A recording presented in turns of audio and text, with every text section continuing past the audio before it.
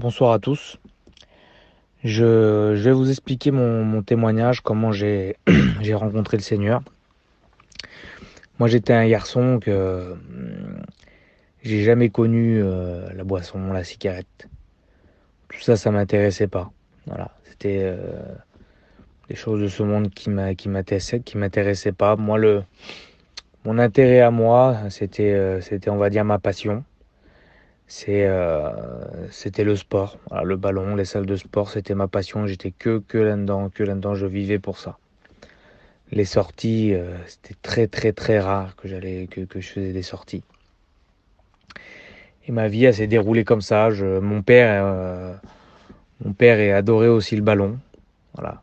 Depuis mon plus jeune âge, il m'inscrivait dans des clubs de ballon. Et puis c'était un peu son rêve que je devienne professionnel. Et, euh, et puis moi, c'était pareil de mon côté.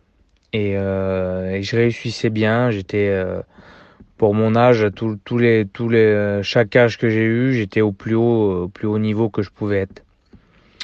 Jusqu'à l'âge de 14-15 ans, tout allait bien. Et, euh, et arriver un jour où j'ai fait un accident avec une moto. C'était assez grave, hein. Pour vous couper un peu au court, bon, c'était assez grave. J'avais un caillot de sang qui était resté dans la tête. Et mes parents ont fait prier. Et le Seigneur n'a pas permis que j'aille des problèmes parce que le docteur il disait soit je devais être paralysé ou soit je devais mourir. Et le Seigneur n'a pas permis. Ça fait qu'en travers ça, pour moi, je devais une reconnaissance au Seigneur, parce que beaucoup de monde me disait que c'était un miracle. Et par rapport à ça, j'allais aux réunions, et puis je commençais à aimer la parole de Dieu. Et à côté, ben, j'ai repris le ballon. Mais j'aimais la parole de Dieu. Et j'ai fait une expérience avec le Seigneur. Voilà. J'ai fait une expérience, j'y suis pendant un an. Un an après, je me suis baptisé. Mais toujours, je continuais je continuais ce ballon, hein. C'était ma vie. Voilà. Et, euh, et arrivé un jour qu'il y a un radio qui connaissait comment que je jouais. Il me dit, moi, je te propose quelque chose. Voilà, il dit, tu peux jouer en CFA. C'était déjà haut, déjà, pour ceux qui connaissaient un peu. Il me dit, les matchs, c'est le dimanche matin. Et moi, je m'avais baptisé, donc le culte, c'était le dimanche matin. Donc il fallait que je loupe le culte pour aller là-bas. Et d'un côté, il y avait tout ce que j'ai toujours voulu, voilà, dans ma vie, tout ce que j'ai toujours voulu, c'était mon rêve. Et de l'autre côté, il y avait le Seigneur. Bon, au jour d'aujourd'hui, je sais qu'il y a pas de choix à faire, que c'est le Seigneur qui prime dans toute chose, mais j'étais assez jeune dans ma vie chrétienne. Donc là, j'avais un compromis devant moi. Et je demandais au Seigneur, je dis Seigneur, parle-moi, dis-moi quelque chose.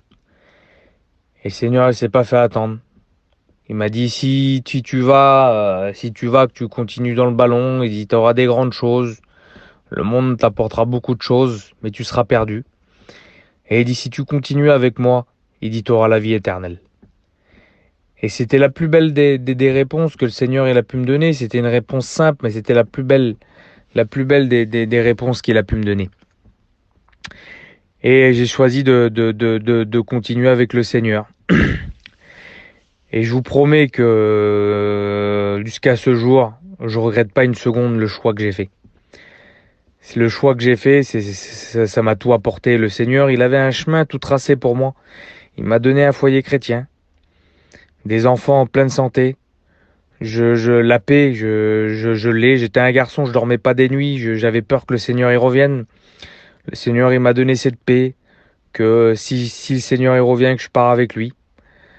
Et c'est la plus grande chose, c'est d'appartenir au Seigneur. Voilà. Pour ceux qui n'est pas chrétiens, même pour ceux qui est chrétien, on a peut-être des petites choses dans notre vie qu'on peut faire passer avant. Mais faites pas passer avant le Seigneur. Le Seigneur, il passe avant toute chose. Voilà, c'est la plus grande des choses, c'est d'appartenir au Seigneur. Et puis voilà, on va dire la cerise sur le gâteau, c'est que le Seigneur, il m'a appelé à son service. Voilà, je veux lui obéir. Voilà, que Dieu vous bénisse.